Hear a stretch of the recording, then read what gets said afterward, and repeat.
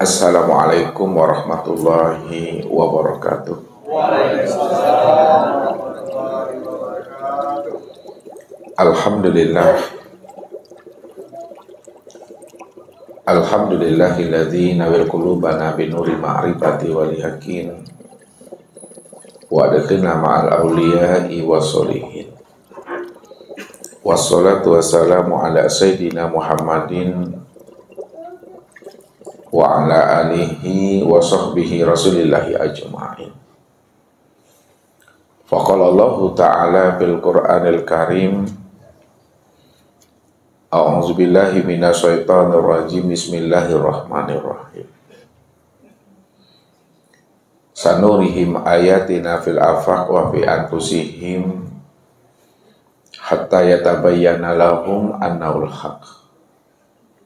Wa fil ardi ayatul lil muqinin wa fi anfusikum afala tubsirun. Shadaqallahul azim. Bapak Ibu, saudara-saudara dan anak-anak kami, jamaah tauhid yang dirahmati Allah. Sebagai seorang ahlul kasab yang telah terang pandangan hatinya untuk memandang Allah, tentu ia mampu memandang tajalli wujud zatnya Allah itu yang nyata pada sekalian alam dalam bentuk rupa yang berbeda maupun dalam bentuk wujud yang lain.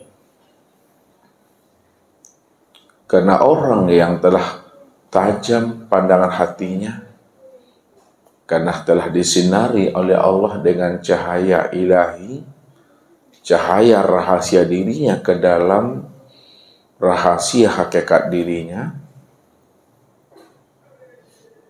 bagaimanapun Allah itu bertahwil dan bertajalli dalam bentuk rupa yang berbeda dan wujud yang lain, namun pandangan hatinya itu pasti mampu memandang Allah, karena Allah itulah yang wujud secara mutlak yang meliputi sekalian yang ada ini.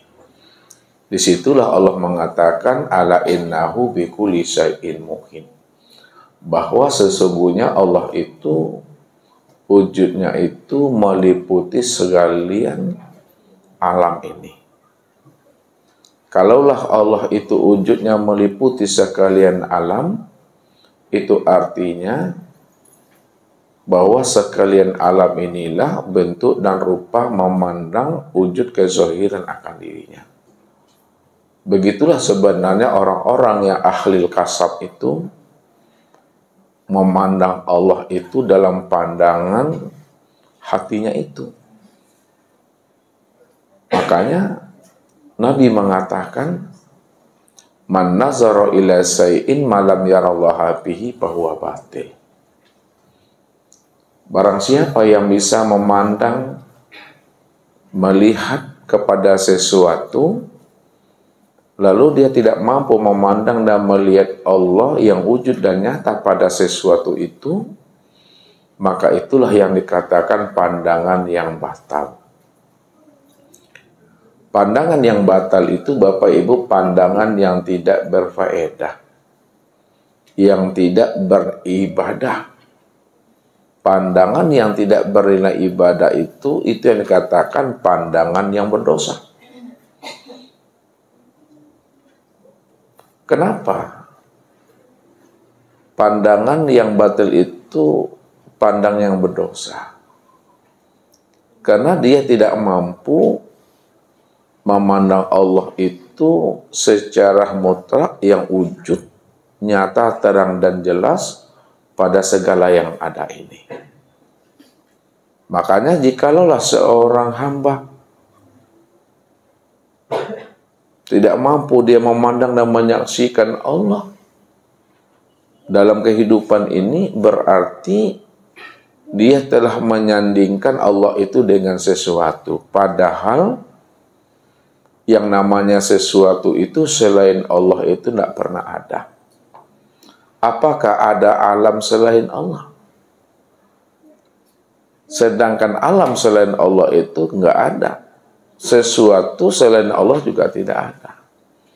Kalaulah alam dan sesuatu selain Allah tidak ada, berarti yang ada itu hanyalah Allah semata-mata.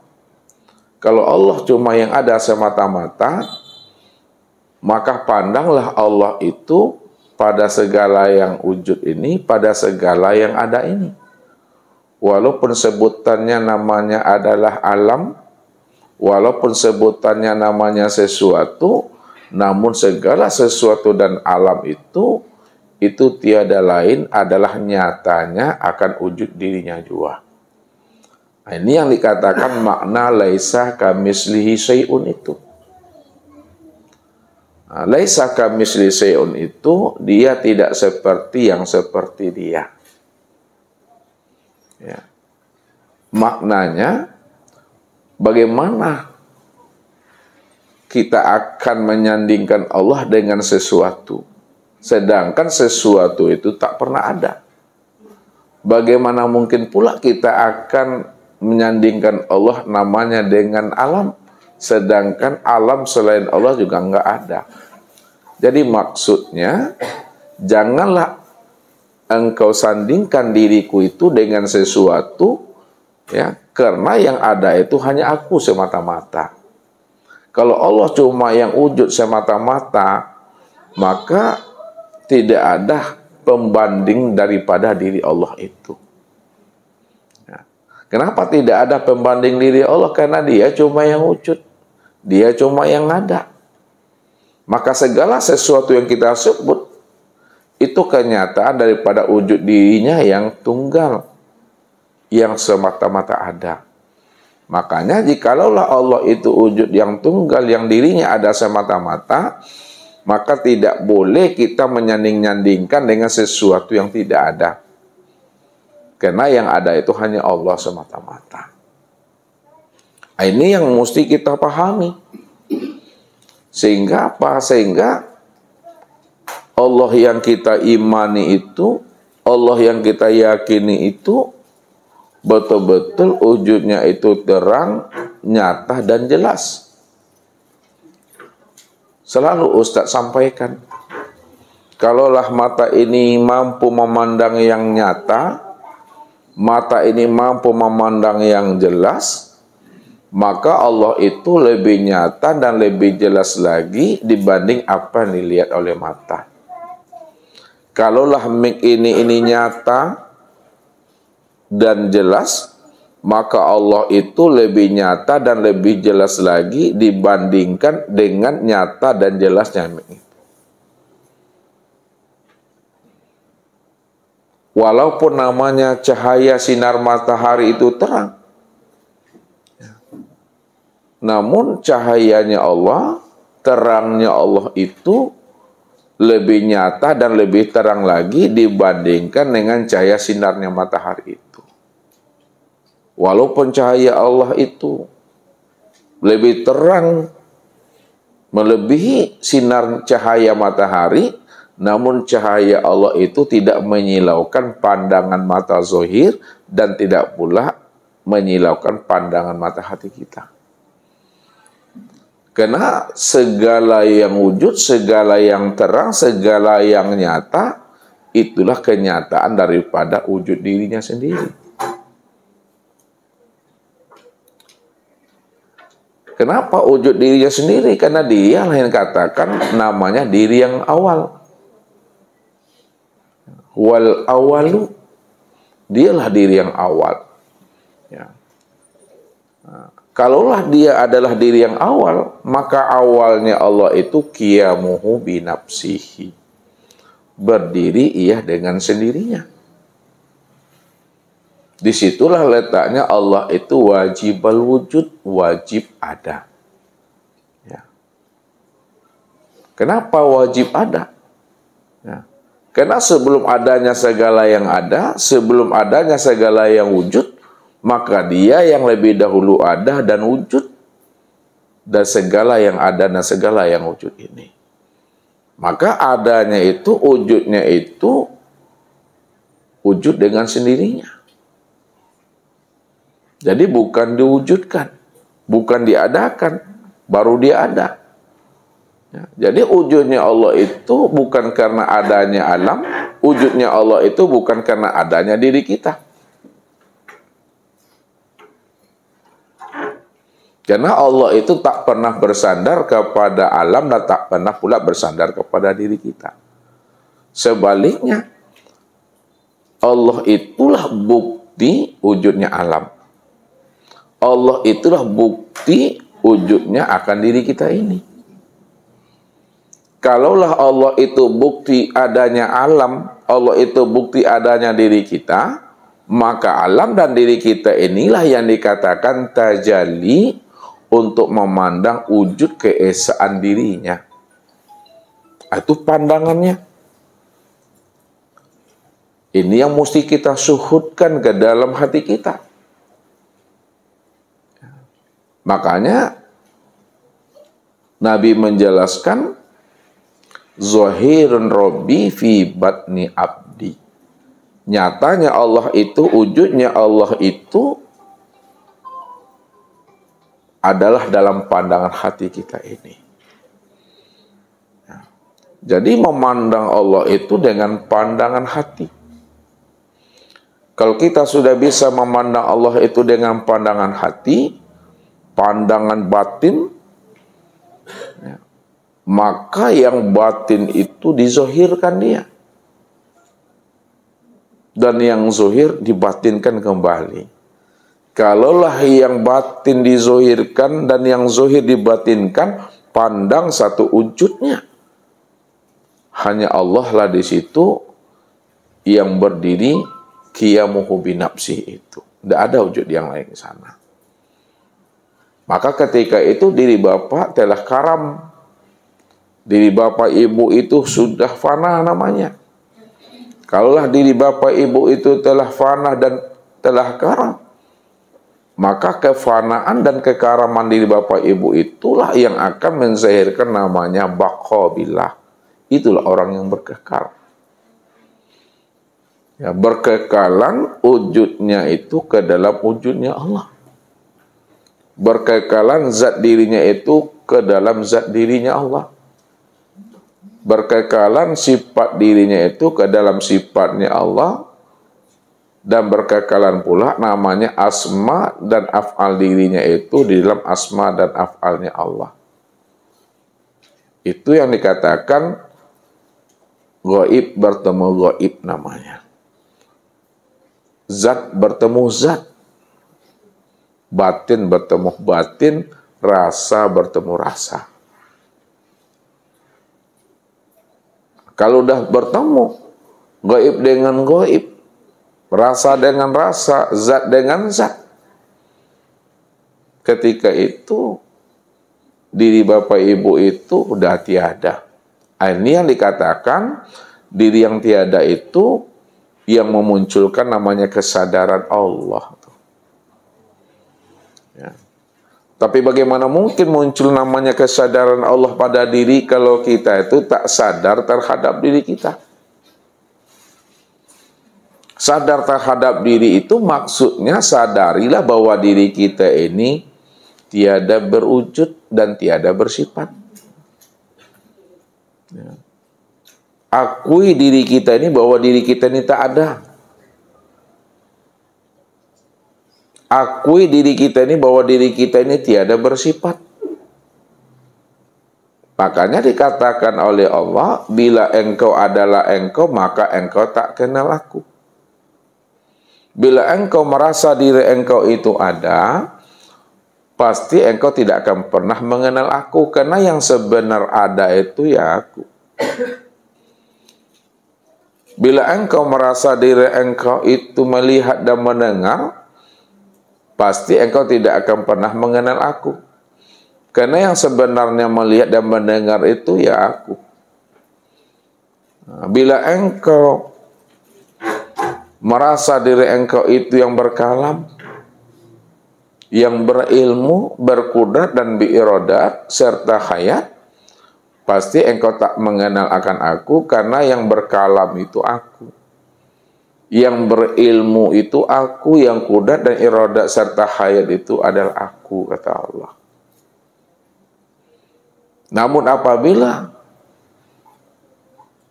engkau bukanlah engkau tidak lagi merasa engkau itu yang wujud, engkau itu tidak lagi merasa engkau itu yang melihat, mendengar, berkata, mengetahui, berkuasa, berkehendak dan hidup, disitulah engkau mengenal akan aku. Disitulah kesadaran Allah itu ada. Disitulah kesadaran Allah itu wujud. Bahwa yang sebenar wujud ya Allah. Yang sebenar melihat itu ya Allah. Yang sebenar mendengar itu ya Allah. Yang sebenar-benarnya berkata, mengetahui, berkuasa, berkehendak dan hidup itu ya Allah. Itu yang kesadaran Allah itu. Maka para ulama mengajari kita, melatih pandangan rohani kita itu untuk muncul selalu kesadaran Allah itu di dalam diri kita ini. Bagaimana cara ulama, orang-orang kasab, orang-orang arif billah melatih pandangan rohani kita itu untuk memunculkan namanya kesadaran Allah itu? Inilah yang kita coba malam ini Bapak Ibu untuk melatih pandangan rohani supaya muncul kesadaran Allah. Supaya apa? Supaya Bapak Ibu itu mampu menyaksikan tahwil dan tajalli Allah itu dalam berbagai-bagai bentuk dan rupa dalam nama yang lain. Sehingga bagaimanapun Allah itu bertajalli, bertahwil dalam berbagai bentuk, rupa dan wujud yang lain, nama yang berbeda, namun pandangan hati Bapak Ibu tetap mampu mengiktikadkan ke dalam ruhani kita ini dengan kesadaran Allah itu la maujud bil haqqi ilallah. Tidak ada yang wujud dan yang maujud melainkan hanya Allah semata-mata. Ini cara untuk melatih pandangan rohani kita ini, bagaimana Bapak Ibu bisa menyaksikan, bisa melihat tahwil dan tajalli Allah itu dalam bentuk rupa yang berbeda, wujud yang lain. Sebab Nabi katakan tadi, man nazara ila say'in ma lam yarallaha bihi fahuwa batil. Barang siapa yang bisa memandang kepada sesuatu lalu dia tidak mampu memandang Allah yang wujud pada sesuatu, maka itulah yang dikatakan pandangan yang berdosa. Ya. Di mana letak berdosanya? Karena ada dua diri di situ, ada dua wujud. Ya. Ada wujud dirinya, ada pula wujud Allah. Ada yang memandang, ada yang dipandang. Padahal yang memandang dengan yang dipandang itu satu juga wujudnya. Itu yang tak mampu dia memandangnya.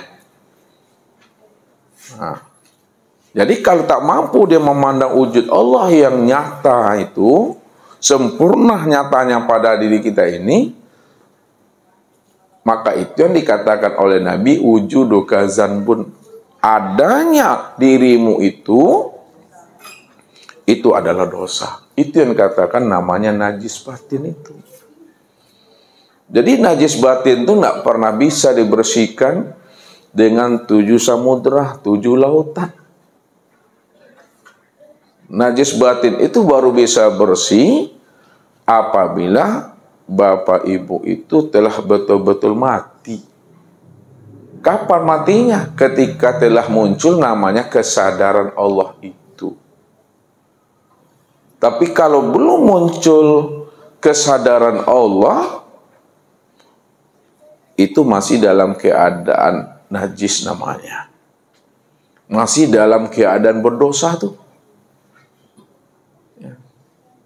Ketika kita mengaku bahwa kita ini yang melihat, dosa dah tuh dah.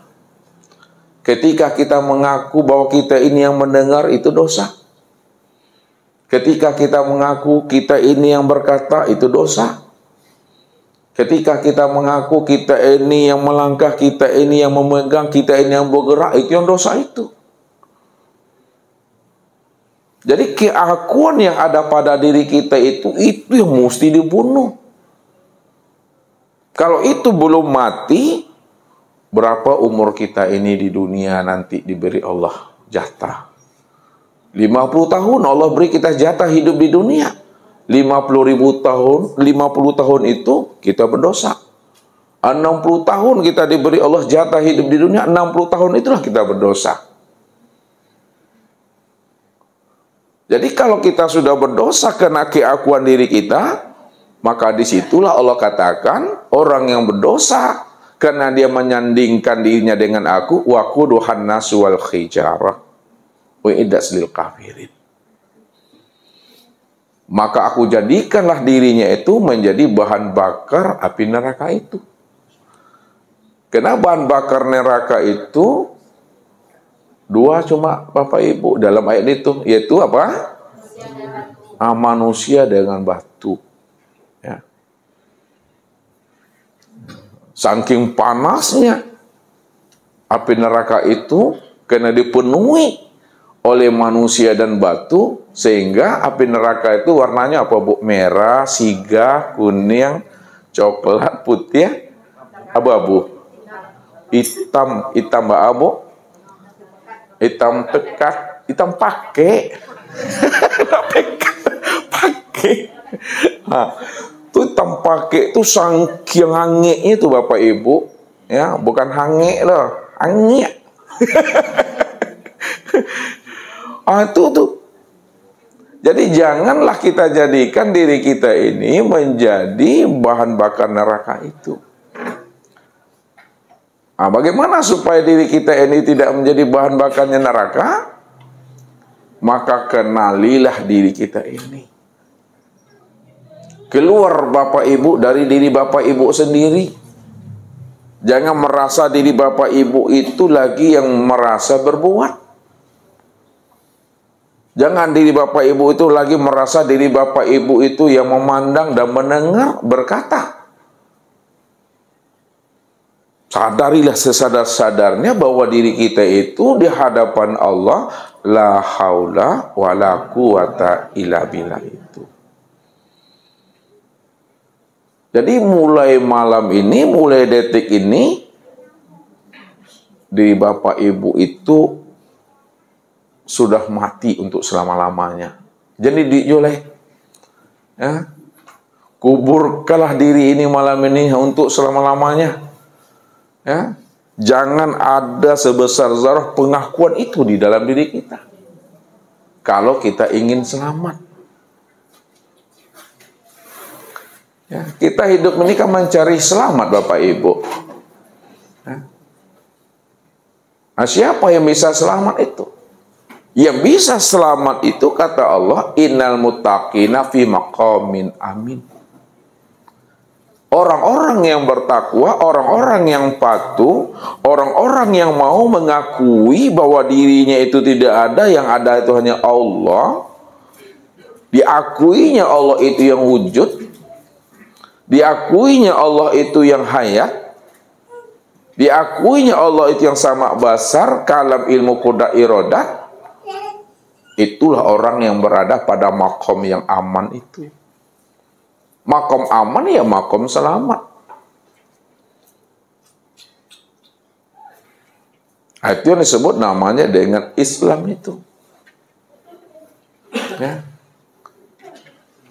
Karena apa? Dikatakan dia makom selamat yang disebut Islam, karena dia telah menyaksikan Allah itu yang wujud, yang tunggal semata-mata.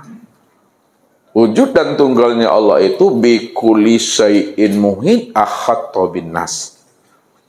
Wujud tunggalnya Allah itu sudah meliputi sekalian alam dan wujud sempurna pada diri sekalian manusia. Jadi sekalian diri manusia, diri Bapak Ibu ini, diriku ini, inilah nyatanya wujudnya Allah itu. Inilah diri yang tunggal itu. Ini yang dikatakan diri yang wahdatul wujud itu. Ini yang diri yang ahad itu sebenarnya. Makanya siapa yang ahad?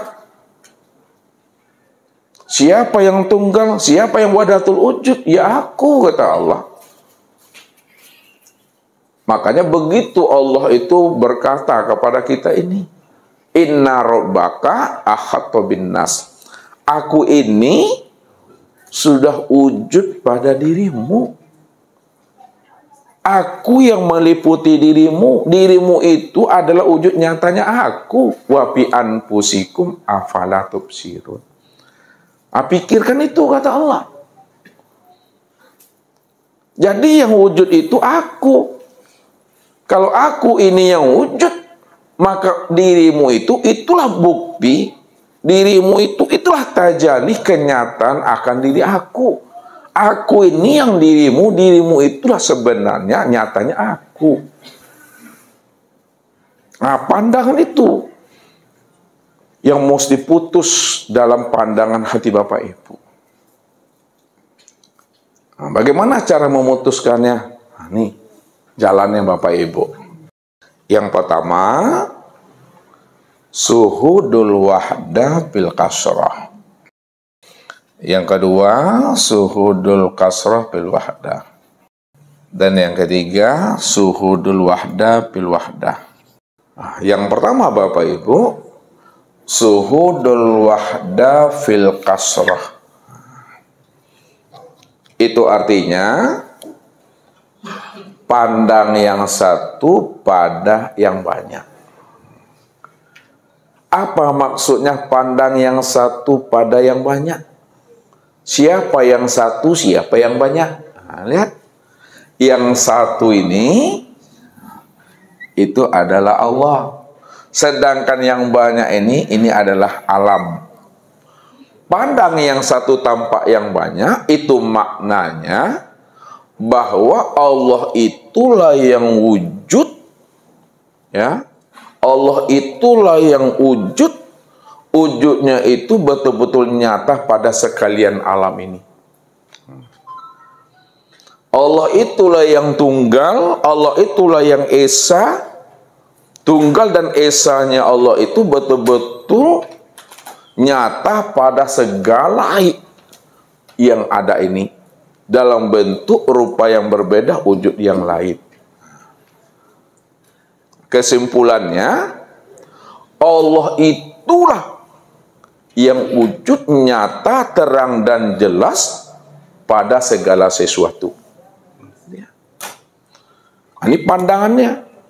Kenapa Allah itu wujud yang nyata, yang terang, yang jelas pada segala sesuatu? Karena dialah yang ada semata-mata. Dia cuma yang ada, Bapak Ibu.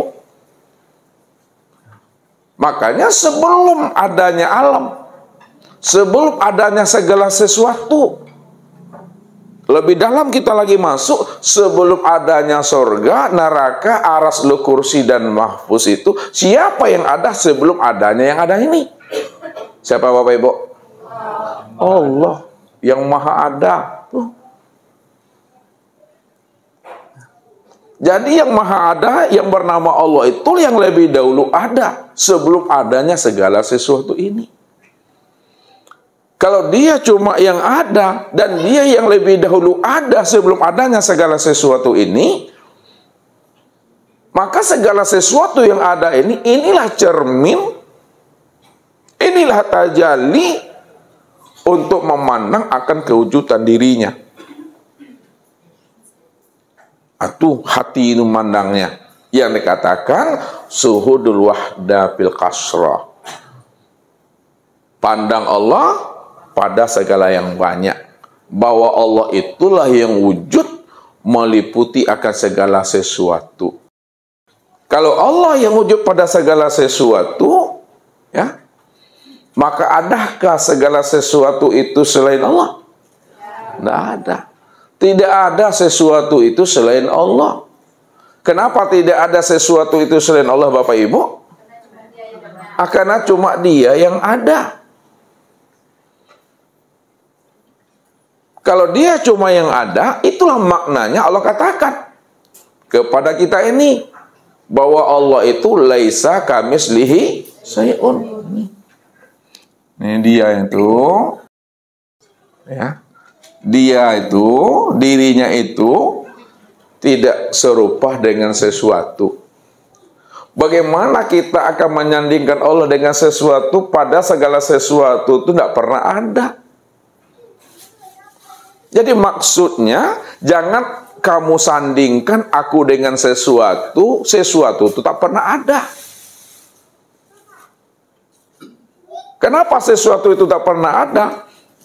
Karena yang ada itu hanya aku semata-mata. Kalau ada sesuatu dalam pandanganmu, maka pandanglah segala sesuatu dalam pandanganmu itu nyatanya akan diriku juga. Dalam bentuk rupa yang berbeda-beda. Ini yang dikatakan bahwa sekalian yang wujud ini, sekalian alam ini, dalam bahasa tauhidnya tajalli min tajaliyatillah. Itulah kenyataan daripada rupaku. Itulah kenyataan daripada wajahku. Itulah kezohiran diriku. Itikot dalam, jazamkan dalam ini. Hanya dia yang ada semata-mata. Itu yang pertama Pak Ibu. Yang kedua, suhudul kasra fil wahda. Pandang yang banyak pada yang satu. Yang banyak tadi apa? Alam. Yang satu siapa? Allah. Pandang yang banyak pada yang satu, itu maksudnya bahwa segalian alam ini, segala sesuatu ini, segala yang ada ini, segala yang wujud ini, inilah kenyataan daripada diri Allah. Inilah kenyataan daripada wujud zat itu. Jadi apakah namanya sesuatu? Apakah namanya makhluk? Apakah namanya alam? Itu kan sebutan secara syariat. Ya. Sebutan secara syariatnya bisa sesuatu, bisa alam, bisa makhluk. Tapi dalam pandangan hakikatnya sekalian alam, segala sesuatu itu nyatanya tajalli daripada dirinya Allah itu.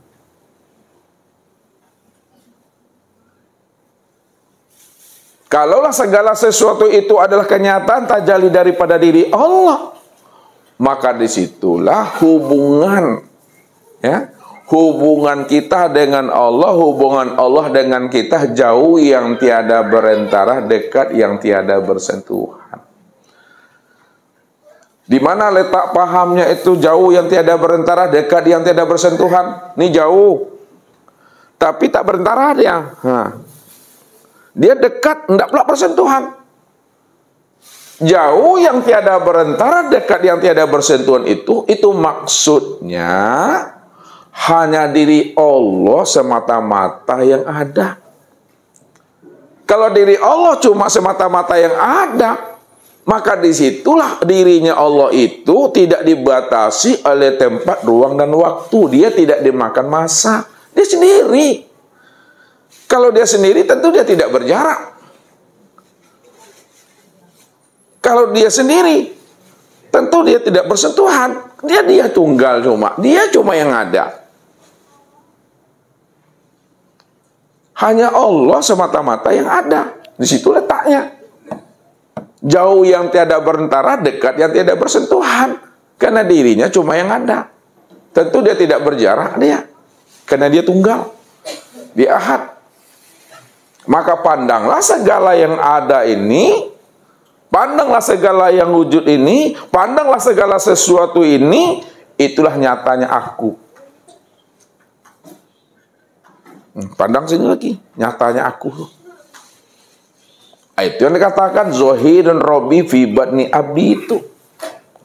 Nyatanya Tuhan tuh, zohirnya Tuhan itu, wujudnya Tuhan itu.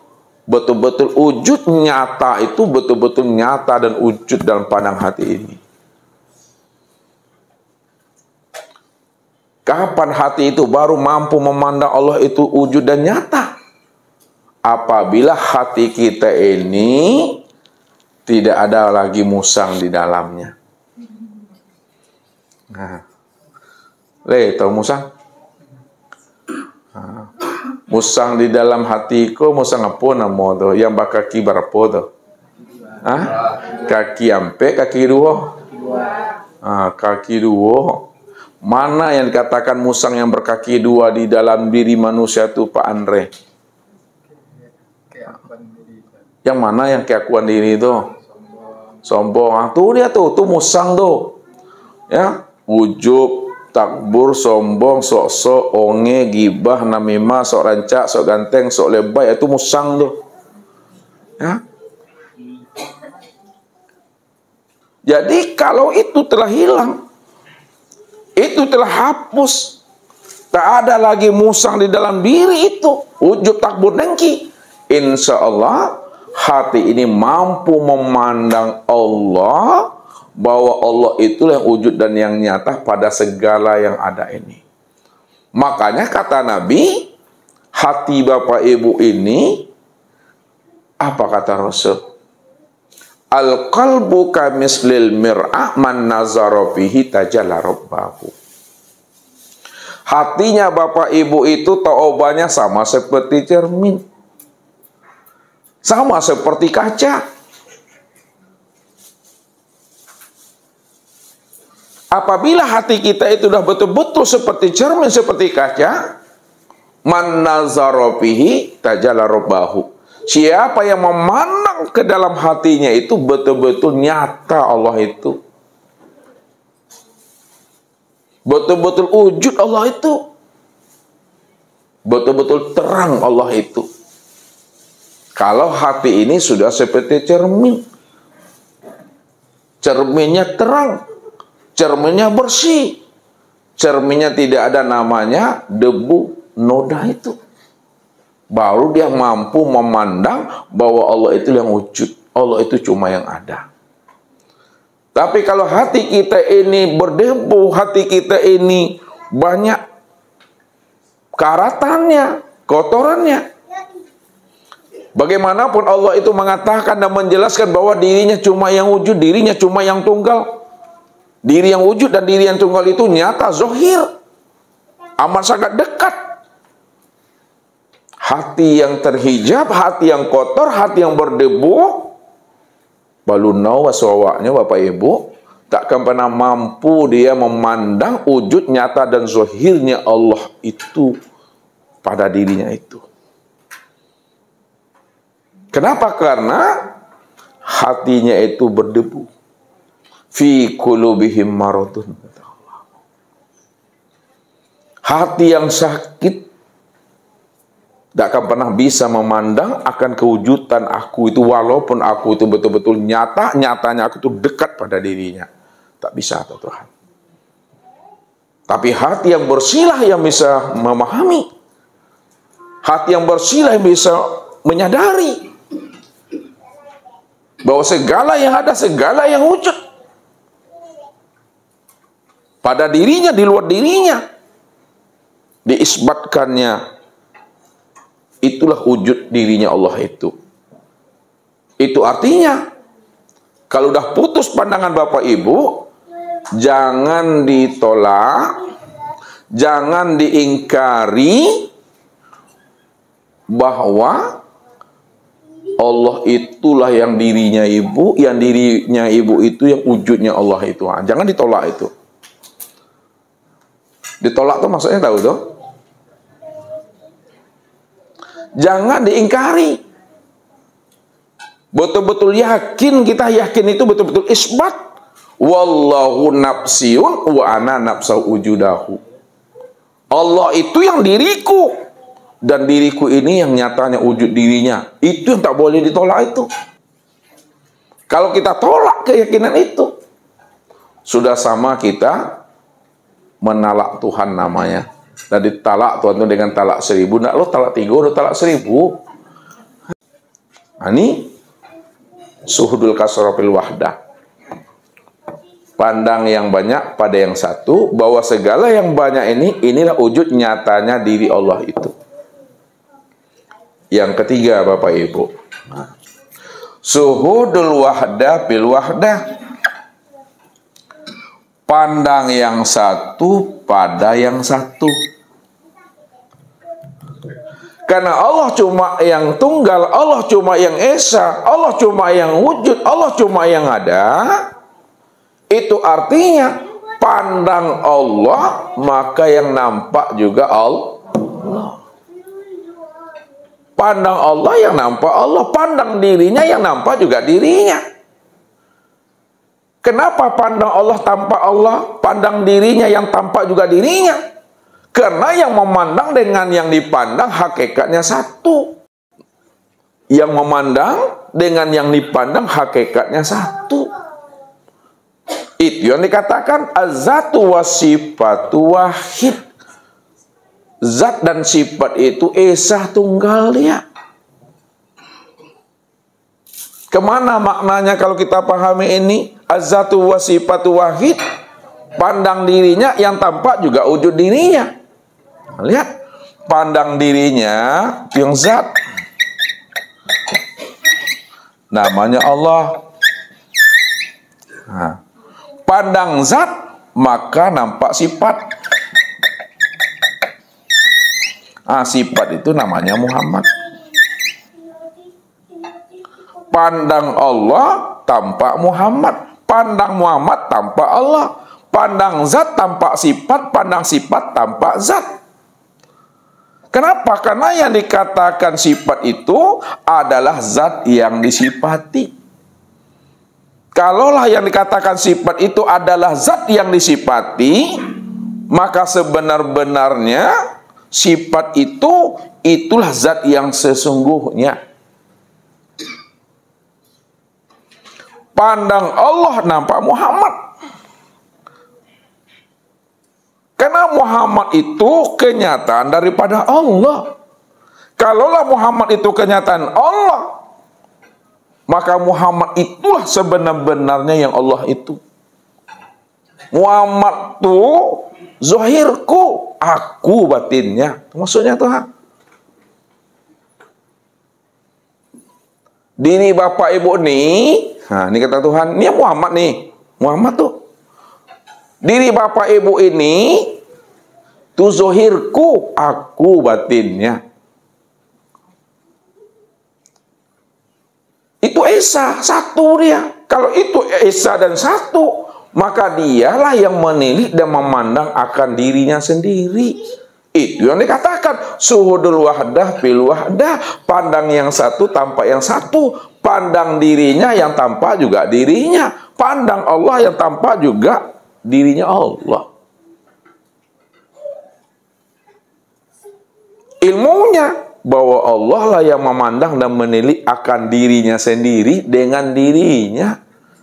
Bahasa kiasnya, Allah memandang dirinya di luar dirinya. Di luar dirinya yang disebut namanya Muhammad.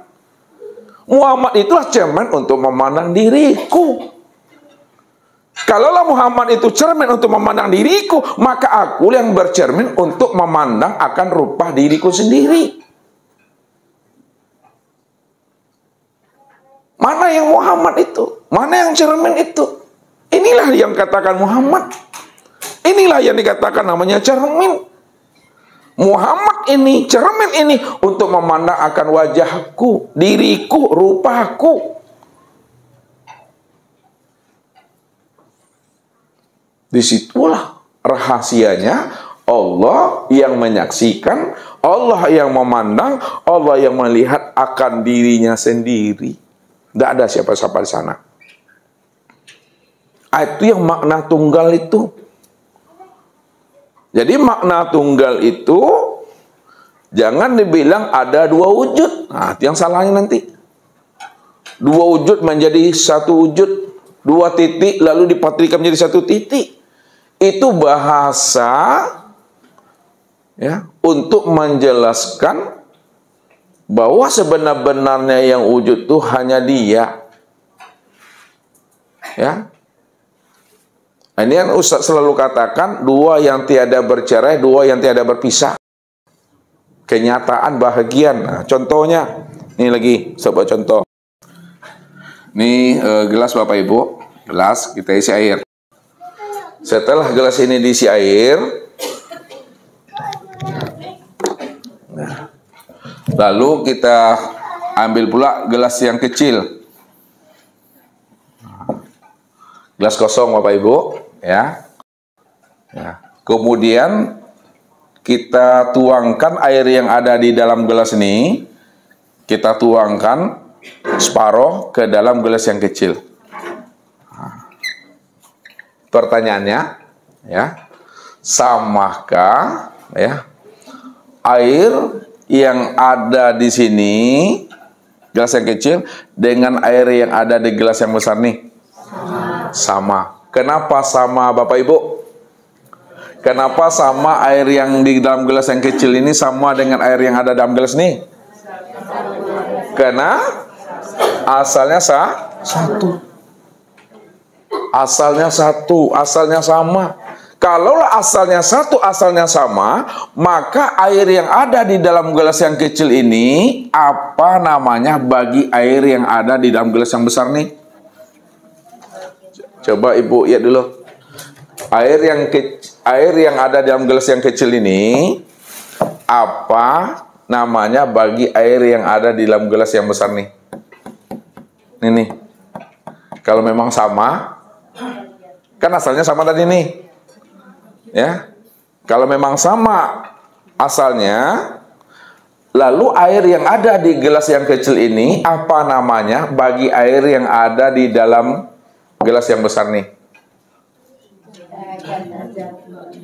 Bahasa yang mudah lah Bapak Ibu. Bahasa awak lah. Apa namanya Pak bahasa awaknya? Bahagian. Rupanya air yang ada di dalam gelas yang kecil ini yang dikatakan namanya bahagian daripada air yang ini yang Allah maksud bahwa diri kita itu min ibadihi juz'an. Diri Bapak Ibu itu bahagian diri aku, kata Tuhan. Kalau dibilang bahagian itu dua enggak tuh dia? Satu itu. Zohirnya tampak dua, hakikatnya satu. Makanya Allah dengan Muhammad, Muhammad dengan Allah itu yang dikatakan dua yang tiada berpisah, dua yang tiada bercerai. Ahad itu. Muhammad ini yang disebut namanya min ibadihi juz'an. Apa artinya tadi itu min ibadihi juz'an? Bahagian daripada di Tuhan. Air yang ada di dalam gelas kecil ini, yang kecil ini bahagian daripada air yang ada dalam gelas ini. Pandangan zohirnya kelihatan dua, sebutannya dua, tapi hakikatnya dalam pandangan hati Bapak Ibu itu satu dia tuh. Itu pandangan yang suhud namanya. Pandangan yang sudah terpatri, pandangan yang sudah putus. Namun kesempurnaan, ada kesempurnaannya lagi. Kesempurnaan untuk memandang wujudnya Allah, rupanya Allah, kenyataan Allah pada sekalian alam ini, pada segala sesuatu ini, segala yang ada ini, sempurnalah dia pada insan. Ini sempurna pada insan. Sempurnanya pada insan. Ya. Makanya kalau ingin tahu kita di mana letak sempurna pada insan, apa kata Allah tentang insan itu? Ya. Al insanu siri wa siri sifati wa sifati la ghairi. Insan itu adalah rahasiaku, rahasiaku itu sifatku, sifat itu tiada lain adalah aku. Lalu kita jelaskan kembali, ya. siapa insan, siapa rahasia. Nah, lihat. Yang sebenarnya manusia ini, itu yang disebut namanya dengan Muhammad.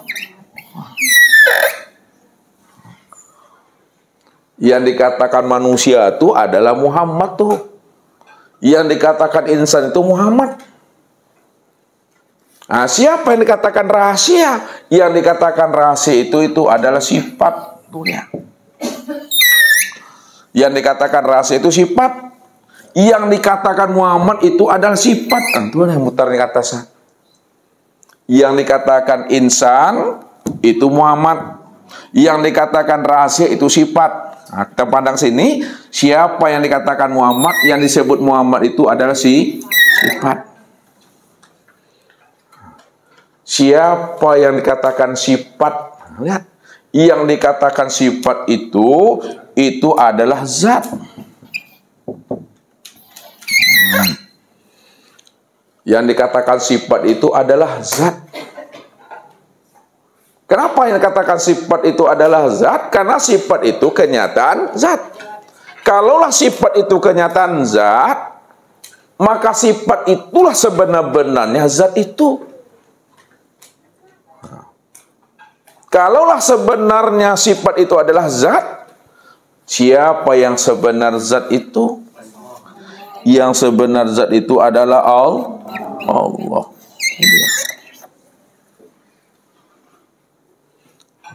Siapa yang sebenar-benar Allah itu?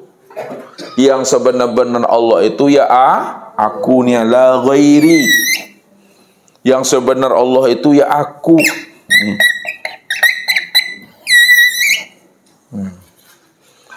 Kalaulah yang sebenar Allah itu adalah ghairi, tiada lain adalah aku, mana yang sebenar aku itu? Yang sebenar aku itu nih, dia aku nih. Tuh dia. Yang kosong itu yang aku tuh. Yang kosong itu yang dikatakan Rabbul Izzati itu. Tapi kalau disebut, berubah lagi namanya. Ya. Yang kosong itu nggak bisa disebut. La sautun wala harpun bil haqqi illallah. Tuh dia duduknya tuh. Tidak ada lagi namanya suara, tidak ada lagi namanya kata, melainkan semata-mata hanya dia, semata-mata nih kosong nih yang dia tuh. Maka disitulah disimpulkan, karena dia itu tidak bisa disebut, dia tidak bisa dijelaskan, maka disitulah diuraikan bahwa Tuhan itu tiada berzat dan tiada bersifat. Yang Tuhan itu, yang aku tadi, yang aku yang kosong nih, tiada berzat dan tiada bersifat.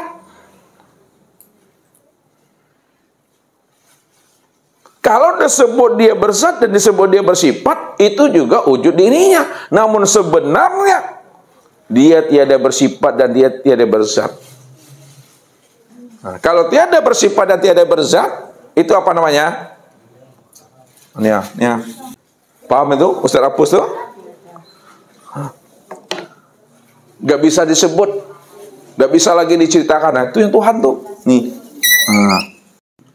Yang kosong tuh, yang gak bisa disebut itu tuh yang aku. Yang aku tuh, itulah Allah. Innani anallah. Lihat. La ilaha illa ana. Balik lagi sini. Sesungguhnya aku nih Tuhan. Aku nih Tuhan. Namaku Allah. La ilaha illa ana. Tidak ada Tuhan melainkan aku. Jadi malam ini kita bercerita tentang yang kosong. Kita bercerita tentang yang kosong. Ini yang Ustaz selalu kias dengan Bapak Ibu. Cari yang tidak ada tuh, yang ada jangan dicari. Ya, jadi kita mencari yang tidak ada.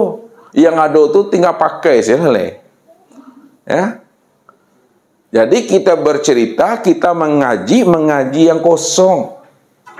Bisa Bapak Ibu mengaji yang kosong? Bisa. Iku yang ceritakan mengaji yang kosong. Kita mengaji yang kosong, mengaji yang tidak ada. Kita ingin mencari yang tidak ada tuh.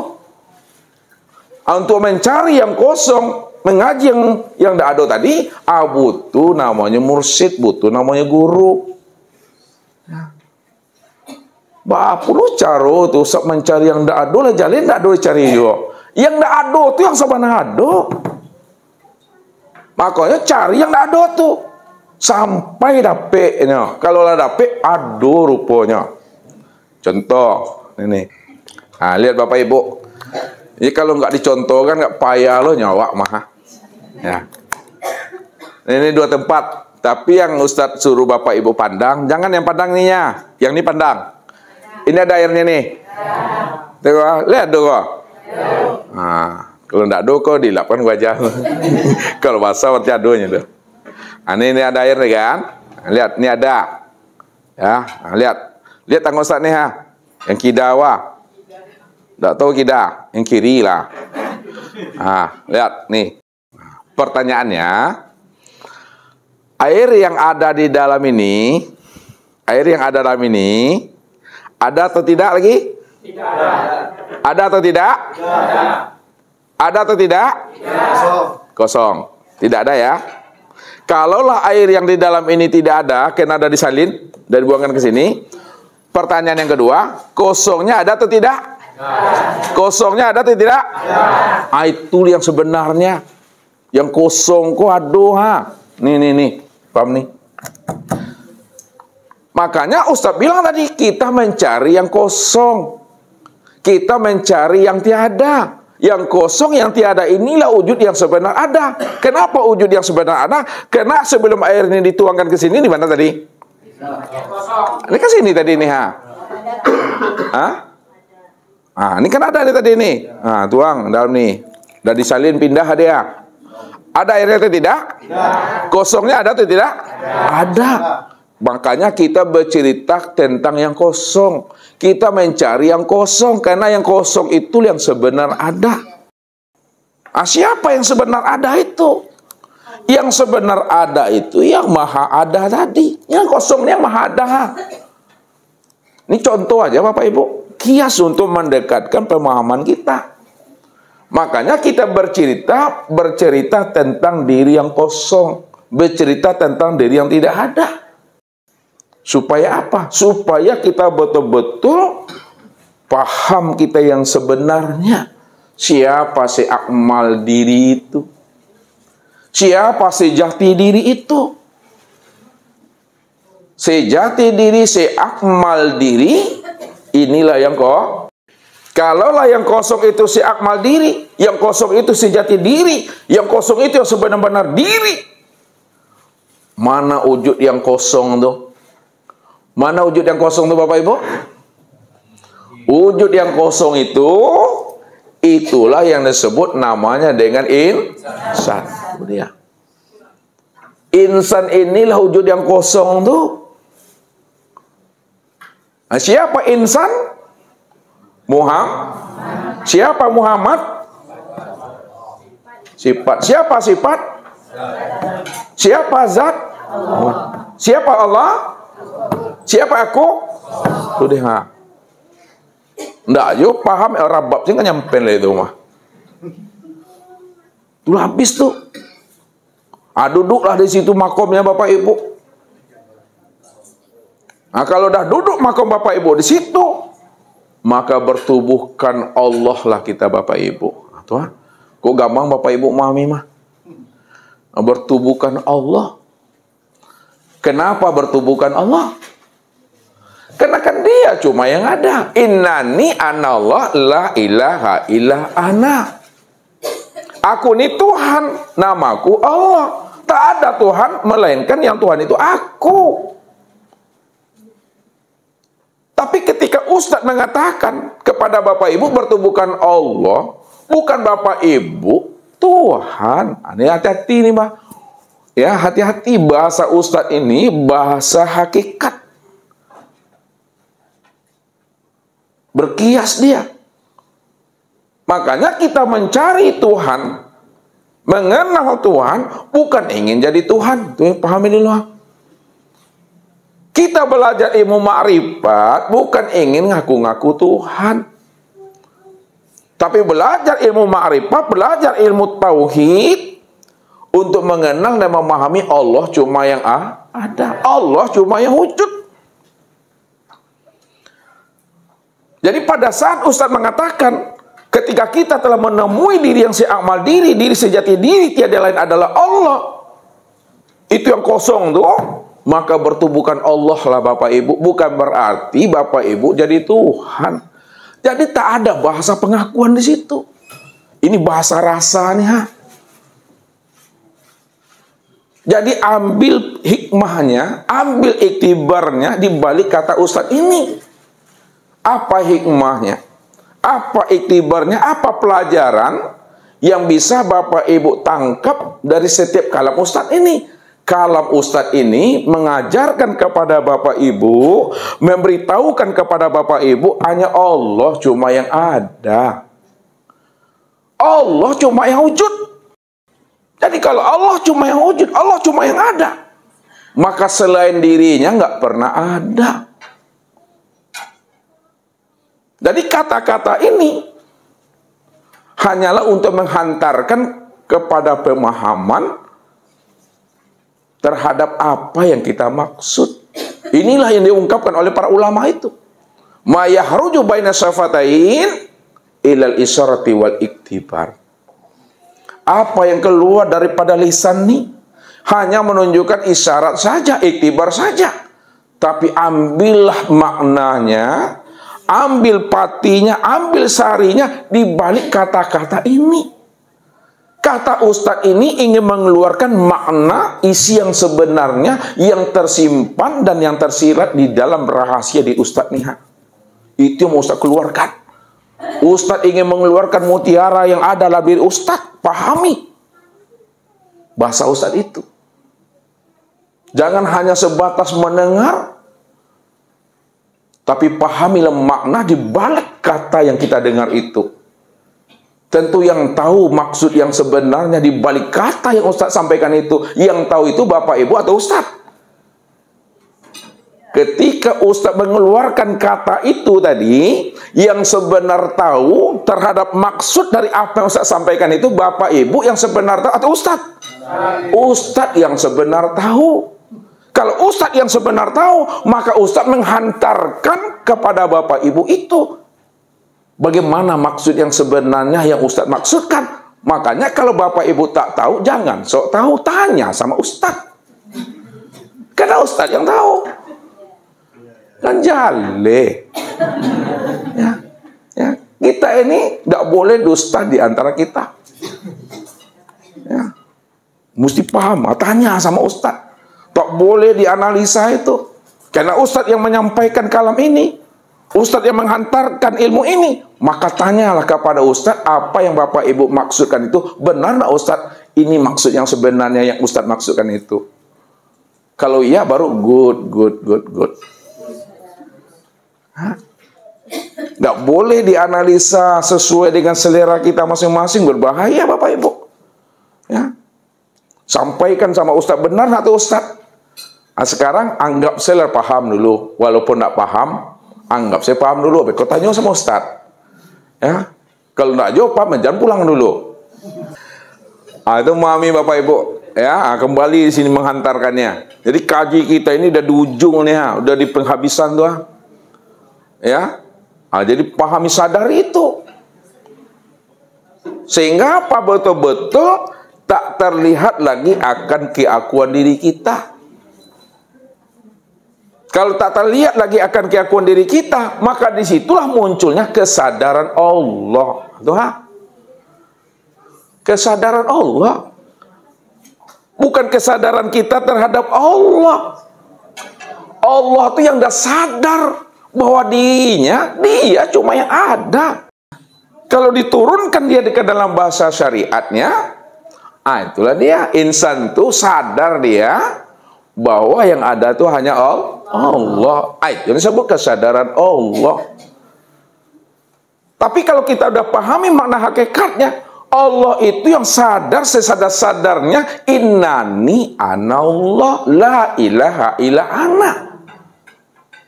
Ya Allah itu ya aku. Yang Tuhan itu ya aku. Tidak ada yang lain.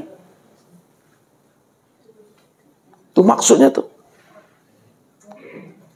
Jadi pandangan inilah yang diutarakan oleh para ulama supaya pandangan kita itu berzahir dan berbatin.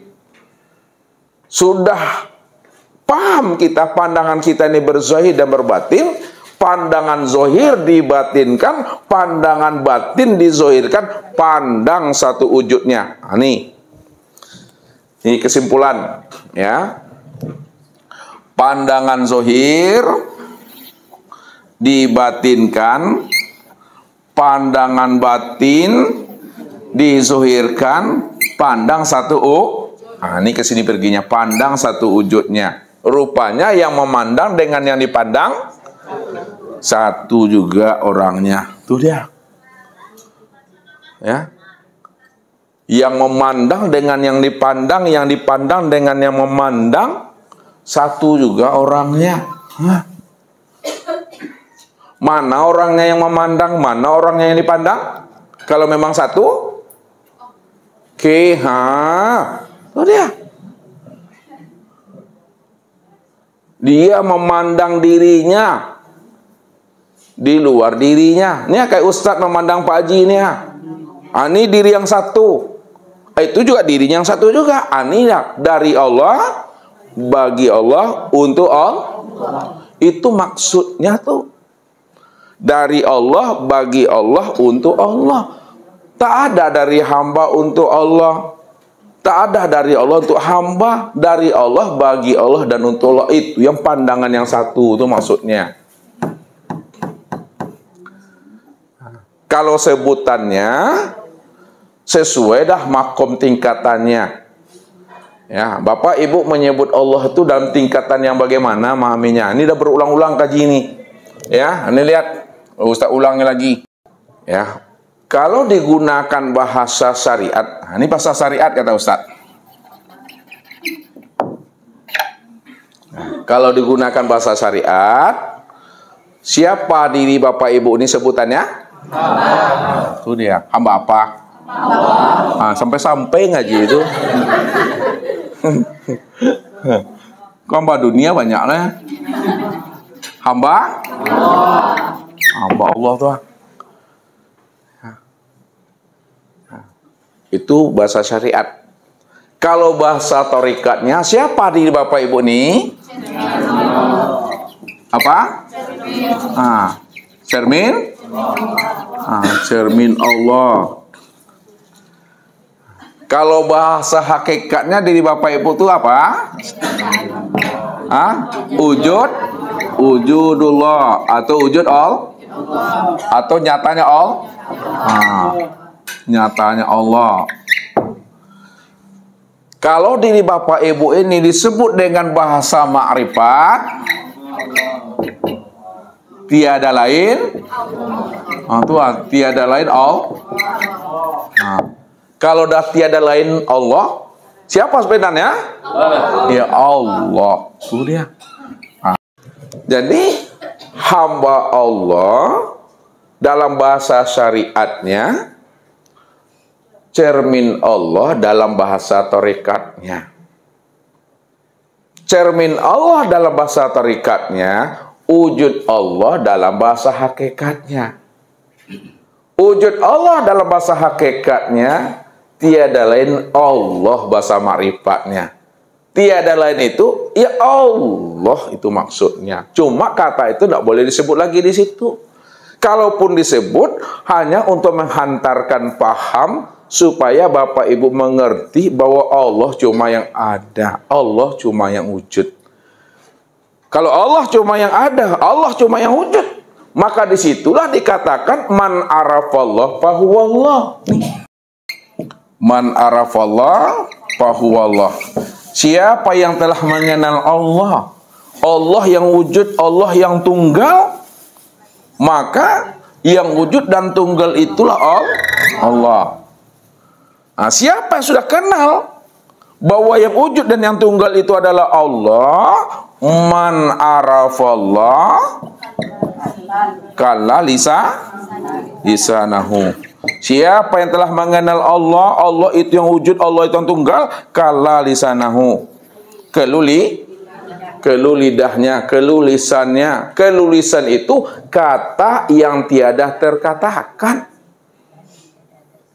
Kata yang tiada terkatakan. Tak bisa diungkai lagi dengan kata-kata dan bahasa. Tak bisa lagi dianalisa dengan akal fikir. Ketika tak bisa lagi dirangkai dengan kata-kata, dianalisa dengan akal fikir, itu maknanya diamkan akal pikir nih. Heningkan akal pikir nih. Heningkan hati, heningkan rasa. Kalaulah hati telah didiamkan, kalaulah akal telah didiamkan, kalau sudah rasa didiamkan, maka disitulah munculnya kesadaran Allah itu. Dia muncul kesadaran Allah. Kesadaran Allah itu, innani anallah. Aku cuma yang ada itu. Namaku Allah. La ilaha illa ana. Tak ada Tuhan yang lain lagi, melainkan hanya aku. Disitulah Allah menjelaskan bahwa dirinya cuma yang ada secara mutlak. Tidak ada siapa-siapa di sana. Itu pandangan Bapak Ibu. Mesti pandangan yang wahdatul wujud.